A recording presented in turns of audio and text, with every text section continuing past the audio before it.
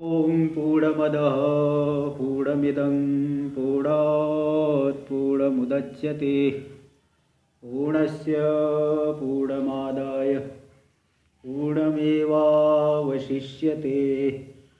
ॐ शान्ति शान्ति शान्तिः। शङ्करं शङ्कराचार्यं केशवं बादरायणं सूत्रभाष्य कृतौ वन्दे भगवन्तौ पुनः पुनः।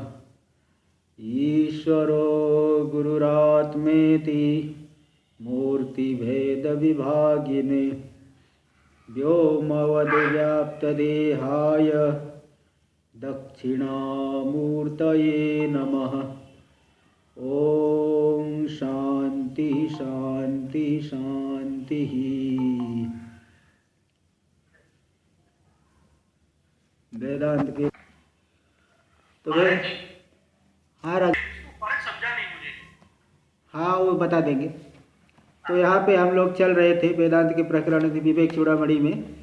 तो ये आया था श्लोक नंबर चल रहा था 421। इसमें आया ब्रह्म विद्या का फल निवृत्ति परमा तृप्ति आनंदोनुपमा स्वतः दृष्ट दुखे स्वनुद्वेग विद्या प्रस्तुतम फलम। देखो दुख पहले होता है, उद्वेग बाद में होता है। दुख क्या है तो टीका में दे दिए थे कि रागादि निमित्त वसात रजोगुण विकार रूपा संतापात्मिका चित्त वृत्ति। किसी विषय में राग है तो राग जो है होने से उस विषय को आप चाहते हैं, विषय की प्राप्ति नहीं हुई। इष्ट का वियोग और अनिष्ट के संयोग दो चीज़ों से दुख होता है। कोई इष्ट वस्तु का वियोग हो गया, जिसको आप चाहते थे मेरे पास बनी रहे, धन हो कोई चीज़ हो, सगे संबंधी पत्नी पुत्र पिता माता सब कोई भी आप लीजिए, जो इष्ट है उस वस्तु का वियोग हो जाए और जो अनिष्ट है उस अनिष्ट वस्तु का संयोग हो जाए, बीमारी हो जाए दुख हो जाए। हाँ भयंकर कोई बीमारी हो गई, अब जैसे कोरोना ही चल रहा है तो इससे भी दुख हो रहा है लोगों को, कोई सुखी थोड़ी है इसकी वजह से। तो ये जो है इष्ट के संयोग और इष्ट के वियोग और अनिष्ट के संयोग से दुख होता है। और उद्वेग क्या है कि जब दुख हुआ तो उसको उद्वेग, अरे मैं कितना पापी हूँ, मैं कितना दुरात्मा हूँ, मुझे धिक्कार है, ये उद्वेग हो गया। इस बात को हाँ उद्वेग रूप से दिखाया गया। मतलब सामान्य रूप से कहा जाए तो घबरा जाना, दुख की प्राप्ति होने पर घबरा गया, यही है उद्वेग। दुख प्राप्त हुआ कोई जो है सह लेता है बड़ी शांति से। कई लोग ऐसे होते हैं कि कितना भी जो है मारपीट जो है मार खा गए तो भी एक बड़े धैर्य से सह लेते हैं, और कई थोड़े से में ही घबरा जाते हैं। तो घबराना अलग होता है और दुख होना अलग होता है। कई लोग दुख होने पर भी घबराते नहीं, और कोई जो है थोड़ी सोच करके ही घबरा जाते हैं जबकि हुआ नहीं। तो ये अलग चीज़ें हो गई ना दो। तो दुख और उद्वेग में फर्क है। तो ब्रह्म विद्या का फल पहला बताया कि निवृत्ति, यानी कोई कर्तव्य शेष नहीं बचेगा। फिर दूसरा परमा तृप्ति, परम तृप्ति हो गई, अब कुछ जो है प्राप्त करना बाकी नहीं रहा, निरंकुश तृप्ति हो गई, और इससे बढ़कर के तृप्ति नहीं। आनंदोनुपमा, अनुपम आनंद, उसकी कोई उपमा नहीं दे सकते। और दृष्ट दुख में अनुद्वेग होना, यही विद्या का फल है। तब तत्र निवृत्ति उपपादयति, निवृत्ति का उत्पादन करे। निवृत्ति क्या चीज़ है, इसका अर्थ तो बताए थे कि कर्तव्य बाकी नहीं रहना, कर्तव्यानवशेषता, कोई भी कर्तव्य बाकी न रहे, यही है निवृत्ति। अब इस बात को थोड़ा और अच्छे से समझा रहे। श्लोक नंबर 422 देखिए। यत्कृतं भ्रांति वेलायाम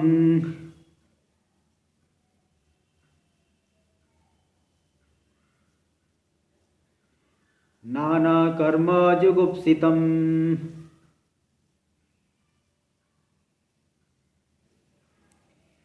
पश्चात् नरो विवेकेन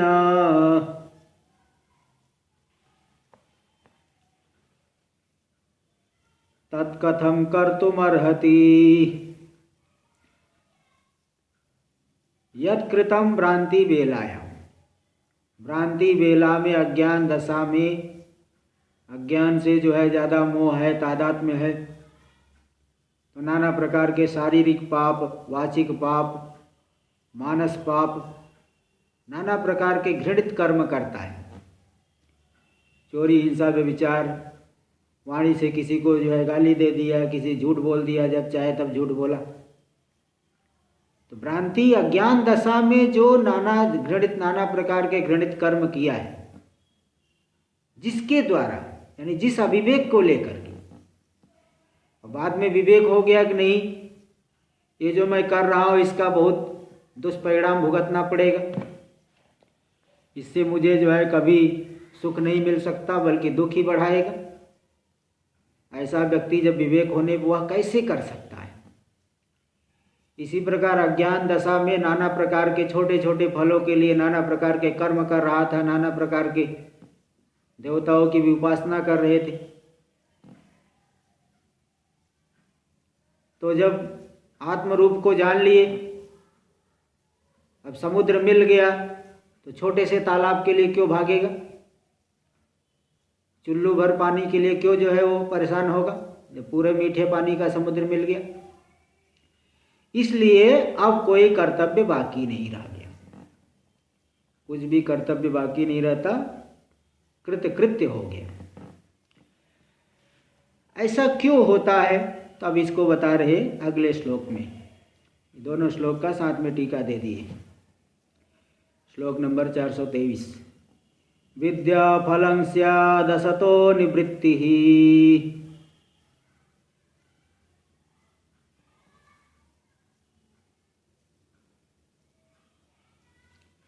प्रवृत्तिरज्ञान फलं यदीक्षितम्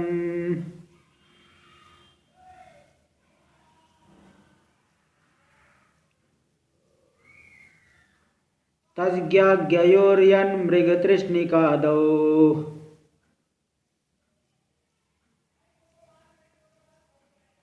नो चेद विदो दृष्टफलं किमस्मात्।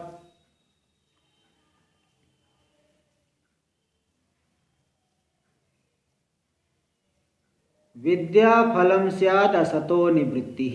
विद्या का फल यही होता है कि असत पदार्थ से हट जाए व्यक्ति, जो गलत वस्तु है वहाँ से निवृत्त हो।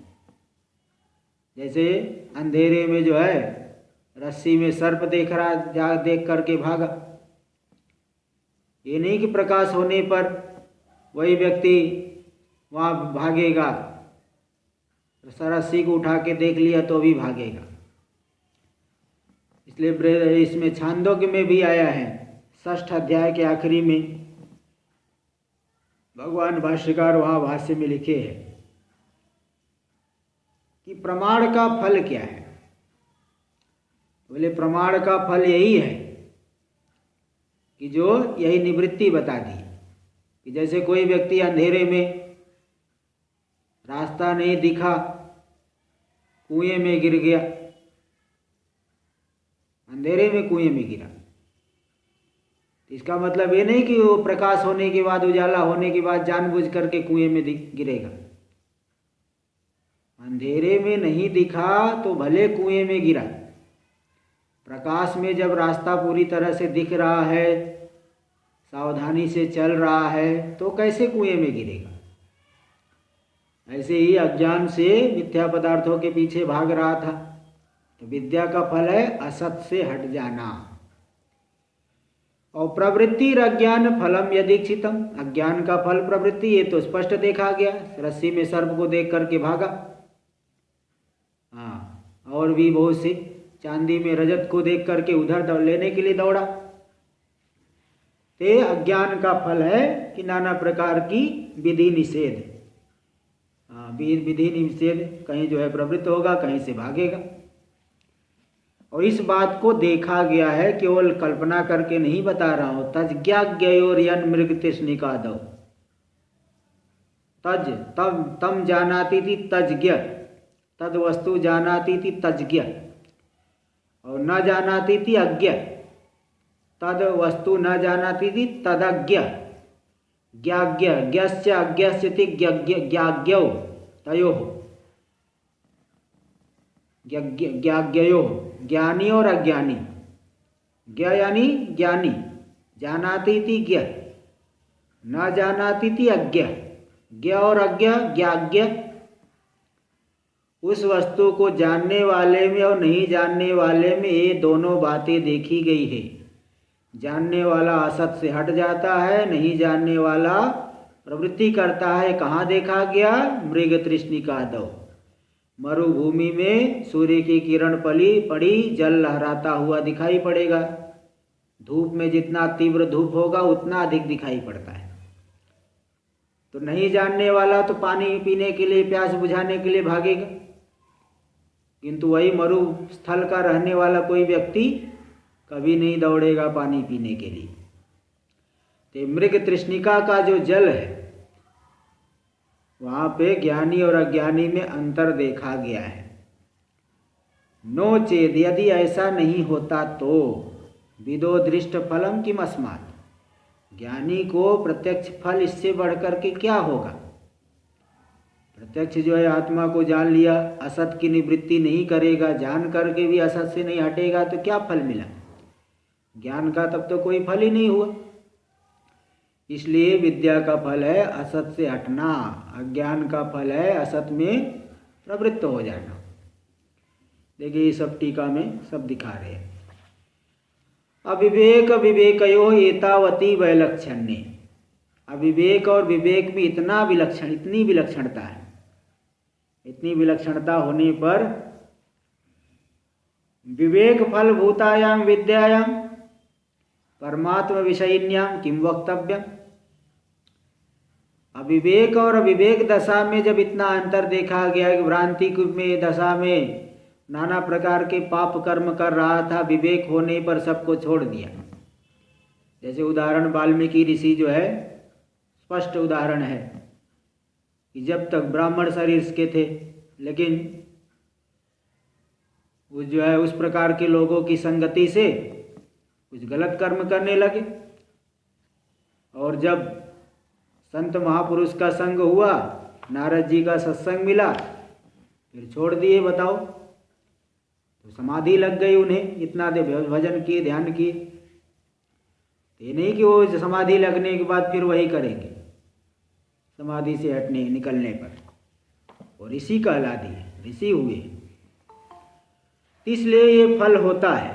ज्ञान और अज्ञान में इतना अंतर तो होता है। तो विवेक और अविवेक को लेकर के जब इतनी विलक्षणता आ गई, तो विवेक का फल जब विद्या है, परमात्म ज्ञान हो, उसके विषय में क्या कहना बताओ? वो तो बहुत बड़ी चीज है।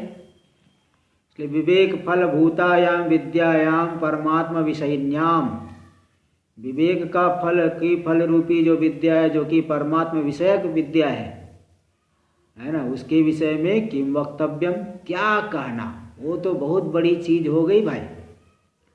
इति भावे ना, इसी भाव से, इसी अभिप्राय से, इसी तात्पर्य से कह रहे हैं भगवान भाष्यकार, यत् कृतम इति। भ्रांति वेलायाम, भ्रांति के आगे थोड़ा सा डैश कर दीजिए, समस्त पद है। भ्रांति काल में जुगुप्सितम नाना कर्म यत्कृतम, जो घृणित नाना प्रकार के कर्म किया, तत्कर्म विवेकेन पश्चात कथम कर्तुम अर्हति, वह कर्म बाद में जब विवेक हो गया तो कैसे कर सकता है व्यक्ति? नहीं कर सकता, मान ही नहीं सकता कि वो कर्म करेगा इस प्रकार का। तो इस तरह से तो विवेकेन पश्चात कथम कर्तुम अर्हति इत्यनेन विवेकिना यथा जुगुप्सित कर्मभ्यो निवृत्ति, तो विवेकी की जैसे घृणित कर्मों से निवृत्ति हो जाती है, एवं विद्यावतः, इसी प्रकार जो ज्ञानी पुरुष है, ज्ञानी पुरुष की जो है प्राप्या भावात्, उसको तो कुछ प्राप्त करना ही नहीं है। ज्ञानी को क्या प्राप्त करना है? जिसको प्राप्त करना है उसको थोड़ी ज्ञानी कहते हैं। इसलिए श्लोक भी आता है ना कि ब्रह्मामृतेन तृप्तस्य कृतकृत्यस्य योगिनः नैवास्ति किंचित कर्तव्यम अस्ति चेत न स तत्ववित्। ब्रह्म ज्ञान रूपी अमृत से जो तृप्त हो गया, कृत कृत्य हो गया योगी, उसके लिए कोई कर्तव्य नहीं बचा। और यदि कर्तव्य बाकी है तभी तत्वज्ञानी नहीं है। इस तरह से एवं विद्यावता प्राप्या भावात्, ज्ञानी के लिए कोई प्राप्तव्य वस्तु रही नहीं, इसलिए ब्रह्मनिष्ठतया च सर्वकर्म निवृत्ति, ब्रह्म में निष्ठ नितराम स्थित हो गया। नितराम स्थित हो गया मतलब क्या? ब्रह्म नीचे है ऊपर वो बैठ गया क्या? ऐसा नहीं, वही सच्चिदानंद ब्रह्म मैं ही हूँ। इसलिए वेदांत की समाधि कई बार बता चुका हूँ। वेदांत की समाधि क्या? आम आत्मी आत्मा नित्य शुद्ध बुद्ध मुक्त स्वरूपो हम ना ज्ञानम नापि तत्कार्यम, है ना। इस तरह से मैं आत्मा आत्मरूप हूँ, नित्य शुद्ध बुद्ध मुक्त स्वरूप सच्चिदानंद रूप हूँ, अज्ञान और अज्ञान का कार्य नहीं हो। इस प्रकार से जिसकी दृढ़ बुद्धि हो गई, यह ज्ञान ही समाधि है, ये दृढ़ निश्चय ही समाधि है, निश्चय से डिगना नहीं। तेजो यही ब्रह्मनिष्ठा है, अहम अस्मि परम ब्रह्म। तेज है इस ब्रह्म में निष्ठ होने से सर्वकर्म निवृत्ति रीति भाव, सभी कर्मों से उसकी निवृत्ति हो जाती है। तात्पर्य इदम फलम लोक दृष्टम इत्या, ये फल तो लोक में भी देखा गया। ज्ञान और अज्ञान में कितना अंतर होता है, क्या देखा गया है? विद्येति। तो फिर दूसरा श्लोक आ गया, विद्या फलम स्याद असतो निवृत्ति ही प्रवृत्तिर अज्ञान फलम तदीक्षितम दृष्टम तज ज्ञाज्ञेय। ये दोनों बातें ज्ञानी और अज्ञानी में देखी गई है। अज्ञानी जो है अज्ञान से कर प्रवृत्त हो जाता है, और ज्ञानी विद्या की वजह से, ज्ञान की वजह से असत पदार्थों से हट जाता है, वहाँ से मन को हटा लेता है। यत यानी यस्मात् कारणात्, यत मृग तृष्णिकादो, तो वहाँ यत आया। यत का मतलब यस्मात् कारणात्, जिस कारण से। मृग तृष्णिकादो, मृग की जो तृष्णा होती है जल बुद्धि, वहाँ जल उसको मालूम पड़ता है, वही उसी जल में आदि पदे ने सुक्ति रजतादिकम ग्राह्य, आदि पद से सुक्ति रजत भी ले लेना। सीपी में रजत दिख रहा है, वो लेने के लिए दौड़ा। मृग तृष्णिका इति ज्ञानवान न जलार्थम मरुभूमो प्रवर्तते, जिसको मालूम पड़ गया ये तो मृग तृष्णा का जल है, मृग तृष्णिका है, वह जल लेने के लिए कोई घड़ा अथवा बाल्टी लेके नहीं जाता, वहाँ मरुभूमि में नहीं जाता। लेकिन जिस व्यक्ति को ऐसा ज्ञान नहीं है, मरुभूमो सूर्य किरण पाते, मरुभूमि में सूर्य की किरण वहाँ पड़ी तो जलवद भासते, वहाँ जल के समान दिखाई पड़ेगी थी। ज्ञान शून्यस्तु, ऐसा जिसको ज्ञान नहीं कि वहाँ पे मरुभूमि में सूर्य किरण पड़ने से जल के समान दिखाई पड़ता है, तो ज्ञान से शून्य व्यक्ति तो मरुभूम्या ज्ञानेन तत्र जल भ्रांत्या प्रवर्तते, मरुभूमि के अज्ञान से वहाँ जल की भ्रांति से बड़े बड़े मटका घड़ा आदि लेके जाएगा, अथवा ऐसे ही खुद पानी पीने के लिए जाएगा। लेकिन नेष्टम लभते, इष्ट की प्राप्ति नहीं होती, दुखी होता है। विफल प्रवृत्ति मान भवति, उसकी प्रवृत्ति विफल हो जाती है। तत्, इसलिए तत् यानी तस्मात् कारणात्, इसीलिए इसी कारण से मानना पड़ेगा कि विद्या फलम असतो निवृत्ति ही, ज्ञान का फल क्या है? असत की निवृत्ति हो जाना, और अज्ञान फलम प्रवृत्ति ही, और अज्ञान का फल है प्रवृत्ति। इति इच्छितम, ऐसा देखा गया। नो चेदेवम, यदि ऐसा नहीं मानोगे तो विदः ज्ञानिन अस्माद असत निवृत्ति रूपा दृष्टम फलम किम, जो ज्ञानी है उसकी असत से निवृत्ति, असत की निवृत्ति हो जाना जो फल है, इससे इसको छोड़ करके दूसरा क्या प्रत्यक्ष फल, दृष्ट फल, प्रत्यक्ष फल क्या मिलेगा ये बताओ।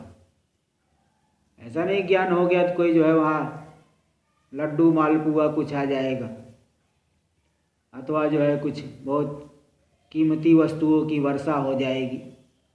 ऐसा नहीं, असत से निवृत्ति होना, जो अनर्थ की प्राप्ति हो रही तो उससे हट गया, यही प्रत्यक्ष फल है।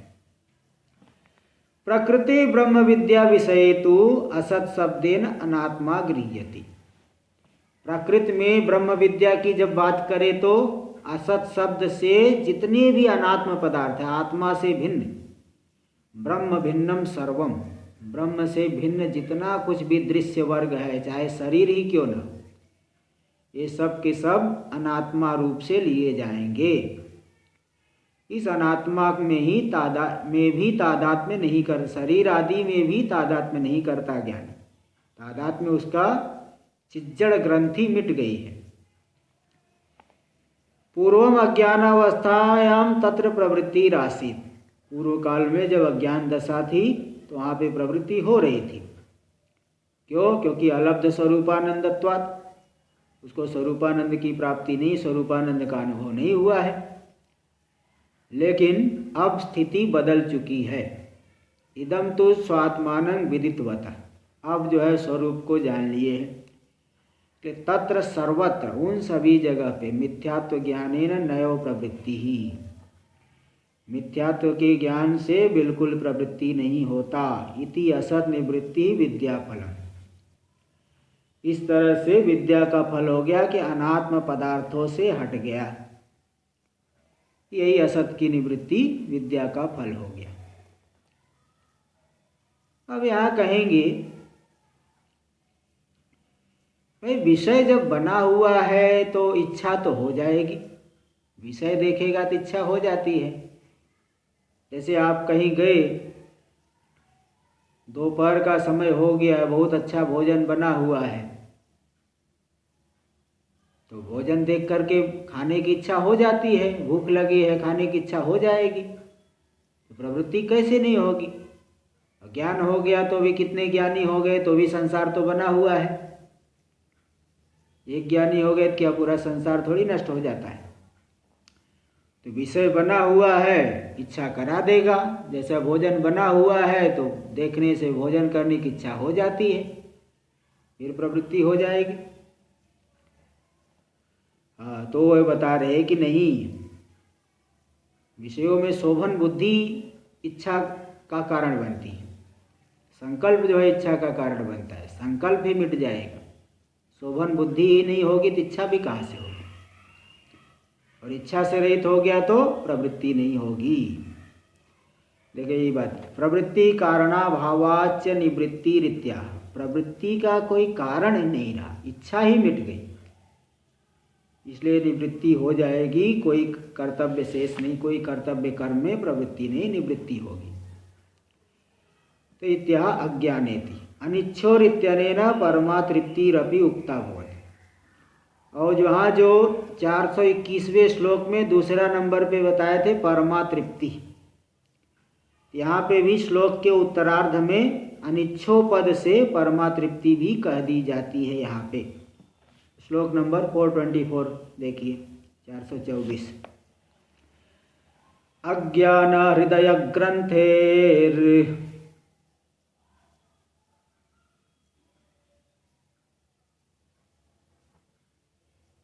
विनाशो यद्यशेषतः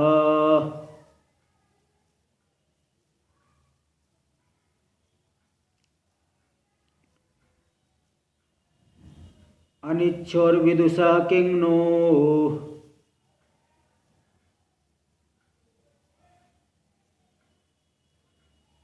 प्रवृत्ते कारणं स्वतः।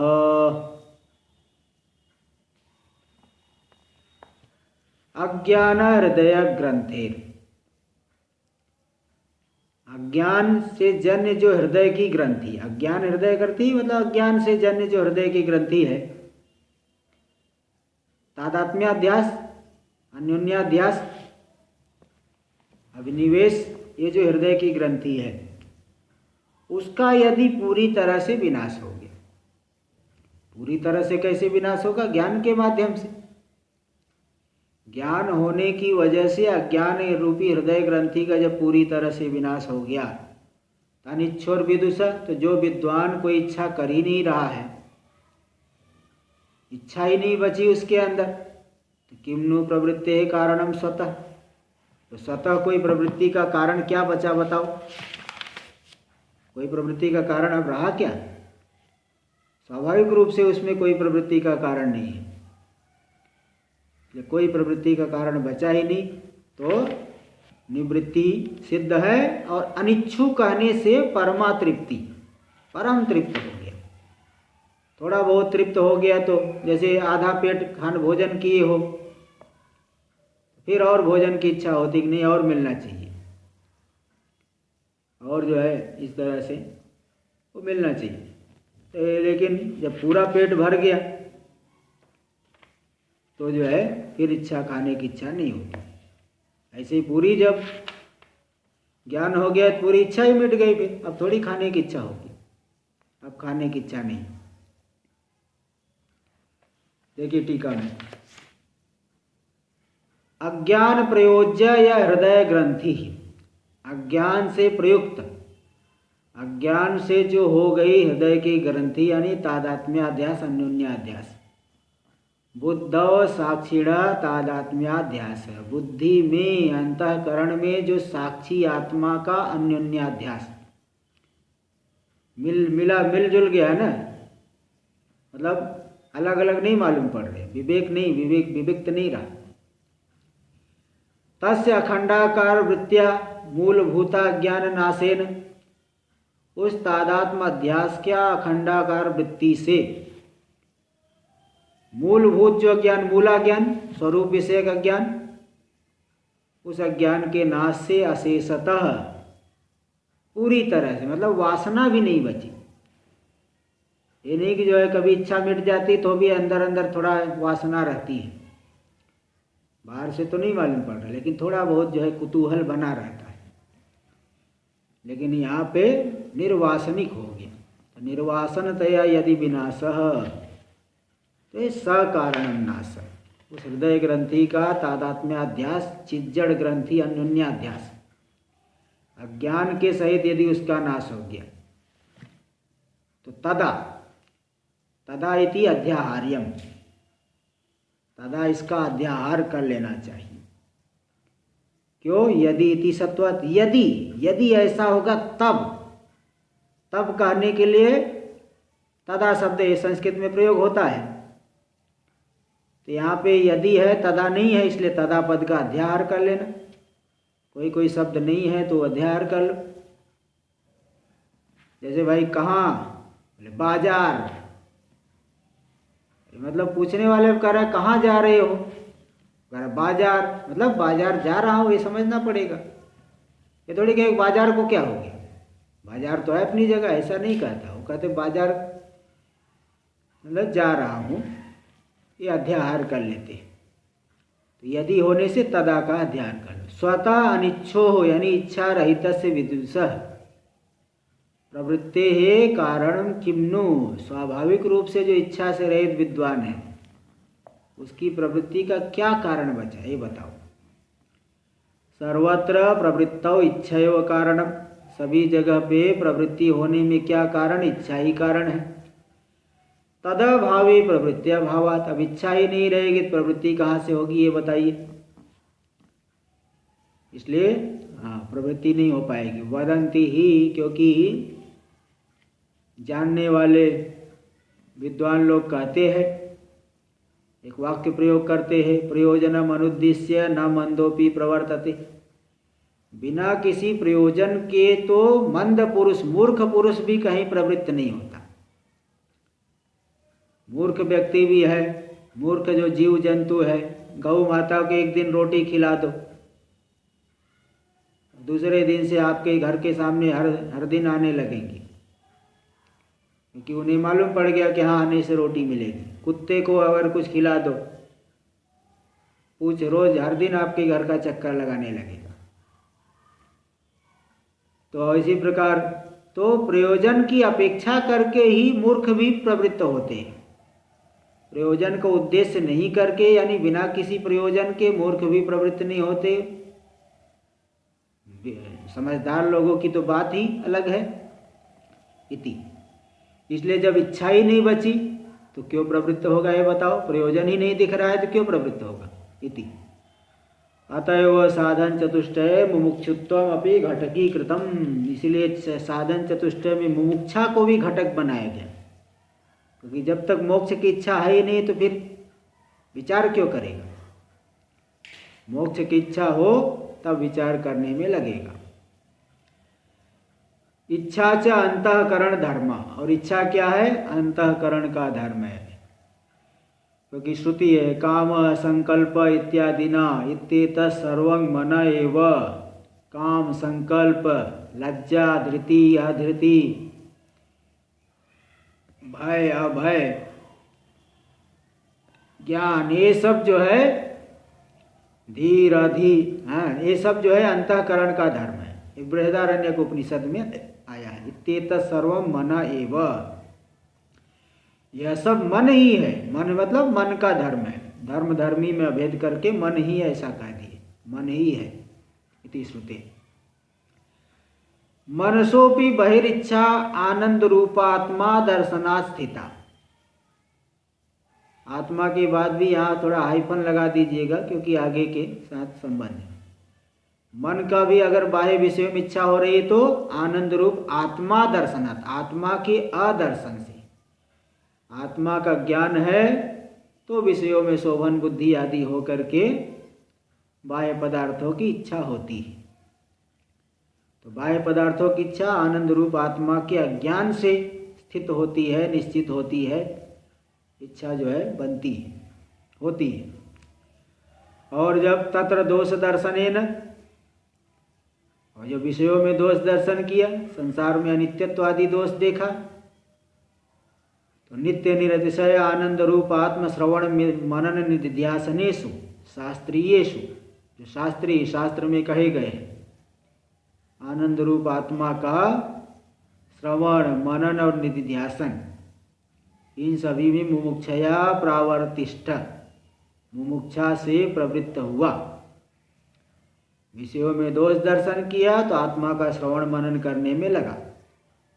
सीधी सी बात है, दो विपरीत वस्तुओं में है, एक से वैराग्य होगा तो दूसरी की तरफ जाएगा।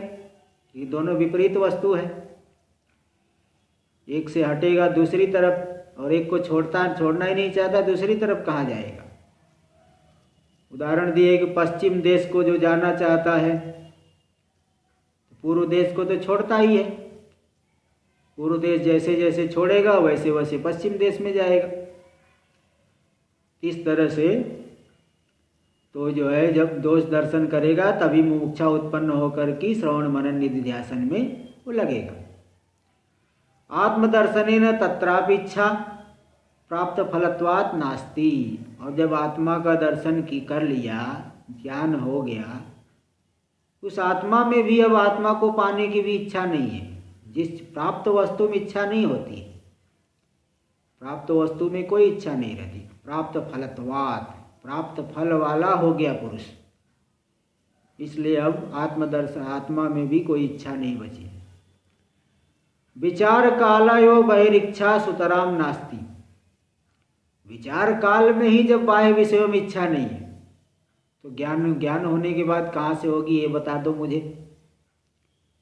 क्योंकि वैराग्य से परम साधनत्वात्, क्योंकि वैराग्य तो श्रेष्ठ साधनों में है, परम साधन है उसके पास। विचार काल में भी बाह्य पदार्थों की इच्छा सुतराम अच्छी तरह से नहीं है। तथा च अस्य इच्छा सत्वे तत्तादात्म्याध्यासेन साक्षिणो भी इच्छा इति वक्तव्यम। तो अगर उसको इच्छा है तो अंतःकरण के साथ साक्षी का तादात्म्य अध्यास है तो उसमें भी तब तो इच्छा कहनी पड़ेगी। तो जो आत्म इच्छा भी आत्मा ज्ञान काल की एवं, इसलिए जो है, और आत्म विषयक जो इच्छा है आत्मा के अज्ञान काल में ही, प्राप्त काल में, अनुभव काल में नहीं है, अज्ञान काल में ही। अज्ञान नाशे तत्प्रयोज्य चिज्जड़ तादात्म्याध्यास नाशे। अज्ञान का नाश होने पर, अज्ञान से प्रयुक्त, अज्ञान की वजह से जो हुई है चिज्जड़ ग्रंथि, जड़ चेतन की जो एक रूपता, तादात्म्याध्यास, अलग अलग नहीं मान रहे, मालूम पड़ रहे। शरीर आदि अलग है, मैं अलग हूँ, ऐसा नहीं मालूम पड़ता अज्ञान दशा में, एकदम अनुभव नहीं होता। तो चित जड़ तादात्म्य अध्यास जो है अज्ञान की वजह से है। जब अज्ञान का नाश हो गया तो उस तादात्म्य अध्यास का भी नाश हो जाने से आत्यंतिकी निवृत्ति, पूरी तरह से उसकी निवृत्ति हो जाएगी, ग्रंथि की निवृत्ति। और इच्छाया इति सर्वथापि बहिरंतर, आत्यंतिकी निवृत्ति इच्छाया, इच्छाया तादात्म्य अध्यास मिट गया तो इच्छा की भी पूरी तरह से निवृत्ति हो गई।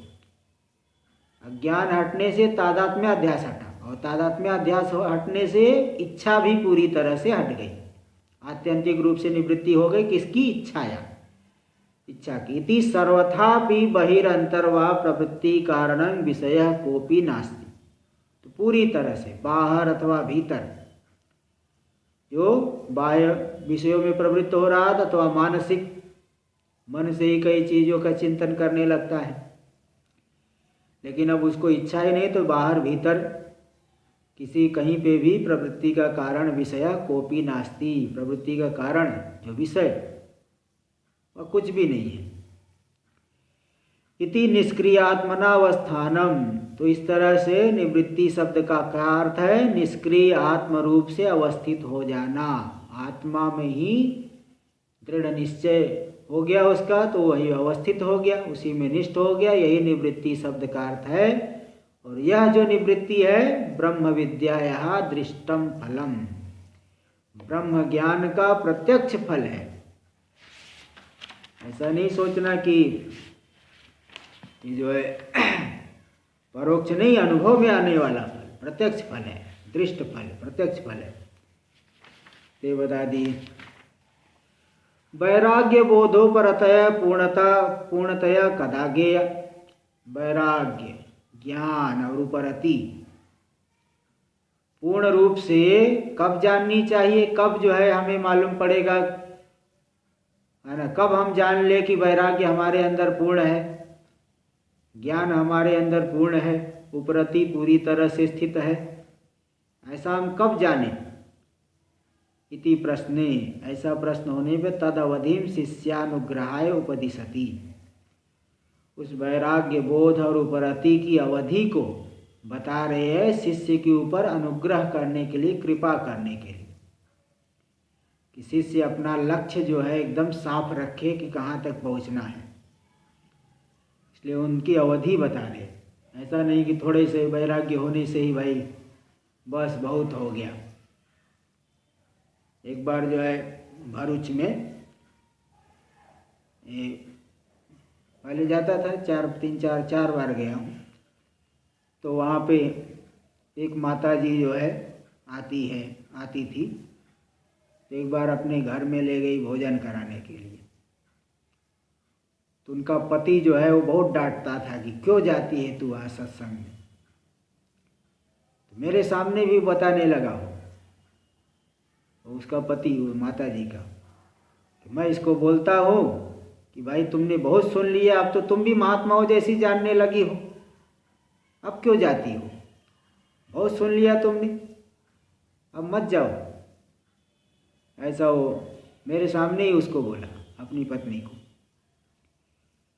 तो इस तरह से ये नहीं कि थोड़ा सा जो है कुछ आ गया तो बस, ऐसा नहीं।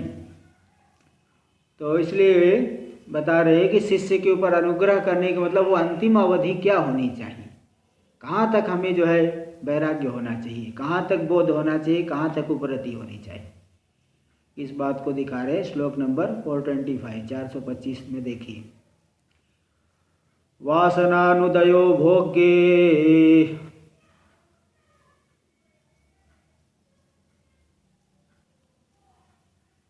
वैराग्यस्य तदावधिः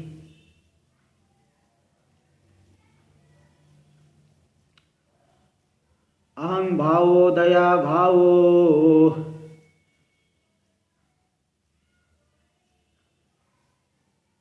बोधस्य परमावधिः।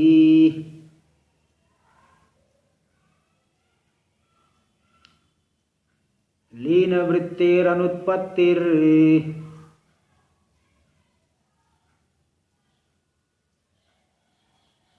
मर्यादोपरतेस्तु सा।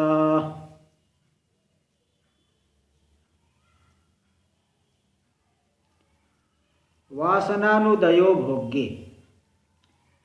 इतना जो है विषयों में दोष दर्शन करके करते रहना है कि वासना का उदय होना ही नहीं चाहिए। विषय के क्या उसके संस्कार भी उदित न हो कि थोड़ा सा भी अंदर ये ना हो कि थोड़ा मिल जाता, वासना का भी उदय न हो। वासनाएं प्रकट हो करके फिर व्यक्ति को जो है लगा देती है प्रवृत्ति में, किसी पदार्थ के पीछे लगाती है। इतना जो है दोष दर्शन करके वैराग्य का अभ्यास करे, वैराग्य लाए कि वासना का भी भोग्य पदार्थों में उदय न हो, तदा वैराग्य से अवधि। अगर ऐसा हो गया तो समझ लो वैराग्य की चरम सीमा है, आखिरी अवधि है, सबसे श्रेष्ठ वैराग्य हो गया। और अहम भावो दया भाव बोधस्य परमावधि। बोले ज्ञान की परम अवधि क्या है? ज्ञान की परम अवधि है अहम भावो दया भाव। अहंकार का उदय नहीं होना, अहंकार उदित न हो, मैं शरीर हूँ, मैं हूँ, मैं हूँ, इस तरह से जो अहम भाव उत्पन्न होता है वो बिल्कुल उदित न हो, पूरी तरह से ज्ञान के द्वारा बाधित हो जाए अहंकार। यही ज्ञान की परम अवधि है। और लीन वृत्तिर अनुत्पत्ति, वृत्ति लीन हो गई, अब उसकी दोबारा विषयाकार वृत्ति न बने, उसकी उत्पत्ति न हो, यही मर्यादोपरतेस्तु सा। आखिरी जो है ये मर्यादा हो गई उपरति की, यहाँ तक उपरति होनी चाहिए। आनंद रूप से जो मनोवृत्ति लीन हो गई, दोबारा जो है विषयाकाराकारित न हो, ये उपरति की आखिरी सीमा, श्रेष्ठ सीमा। टीका में देख लीजिए, भोग्य वासनाया अनुदय अनुद्बोध। भोग्य पदार्थों में वासना का उदय नहीं होना, प्राकट्य नहीं होना। अनुभूते विषय पुरस्थिते भी, और जिस विषय का हम अनुभव कर रहे हैं सामने स्थित है, उसी को बता रहे, उसी वस्तु को स्पष्ट, भोग यानी अनुभूत विषय में, पूरे स्थिते भी, सामने स्थित, पूरा स्थिते भी, सामने स्थित है वो विषय, तो भी तत्संस्कारानुद्बोध, उसके संस्कार का उद्बोध न हो। इतना जो है तीव्र वैराग्य है कि उधर बिल्कुल ध्यान ही नहीं जा रहा है। और कहीं राग है तो तुरंत जो है ध्यान चले जाएगा, तुरंत वो चीज़ आकृष्ट कर लेगी। लेकिन बोले कि नहीं, सामने विषय आया तो भी उसके संस्कार का उद्बोध नहीं हो रहा है। तदीयं मन विषयेषु नष्टम एवं, उसका जो है मन विषयों में वो नष्ट ही हो गया है। तदीयं मन विषयेषु नष्टम एवं कुतो राग प्रसक्ति, नष्ट हो चुका है। नष्टम मन विषय, हाँ विषयेषु, अच्छा विषयेषु नष्टम, तदीयं मन विषयेषु नष्टम एव कुतो राग प्रसक्ति। तो जो है विषय, हाँ मन विषयेषु, अच्छा मन विषयेषु नष्टम एव, उसका जो मन विषयों में नष्ट हो गया, उसका मन नष्ट ही हो गया है। विषय सुख देने की जरूरत नहीं है, विषय सुख तो आगे भले लोग कर ले, उसका मन पूरी तरह से ज्ञान के माध्यम से बाधित हो गया। तो कहाँ से राग होगा विषयों में? विषय सुख कुतः राग प्रसक्ति। इसलिए विषयों का, विषय सुख अन्वय आगे करना पड़ेगा कि विषयों में कहाँ से राग होगा? जब मन नष्ट हो गया है, मन अमनी भाव को चले गए, तो राग कहाँ से होगा? तो इसलिए जो है वैराग्य से परस्य ऐसा पराकाष्ठा प्रदर्शिता, जो पर वैराग्य है, उत्तम वैराग्य, इसकी अंतिम सीमा यही है, जो कि कल भी बताया था। योग सूत्र में कहते हैं तत्परम पुरुष ख्यातेर गुण वैतृष्ण्यम। पर वैराग्य क्या है? गुणों से भी, हाँ वितृष्ण, गुण वैतृष्ण्यम, गुणों का जो विवेक ख्याति है वो लोग मानते हैं वो भी गुणों का ही कार्य है। वहाँ तक जो है तृष्णा का अभाव हो जाना, इसी प्रकार ज्ञानी को ज्ञान में भी कोई इच्छा नहीं रहे, ज्ञान बना रहे, ये भी इच्छा नहीं रहती। ये परम वैराग्य है। आगे का विचार हम कल करेंगे। ओम पूर्णमदः पूर्णमिदं पूर्णात् पूर्णमुदच्यते पूर्णस्य पूर्णमादाय पूर्णमेवावशिष्यते। ओम शांति शांति शांति। शंकरं शंकराचार्यं केशवं बादरायणं सूत्रभाष्यकृतौ वन्दे भगवन्तौ पुनः पुनः। ईश्वरो गुरुरात्मेति मूर्तिभेदविभागिने व्योमवद्व्याप्तदेहाय दक्षिणामूर्तये नमः। ओम शांति शांति शांति।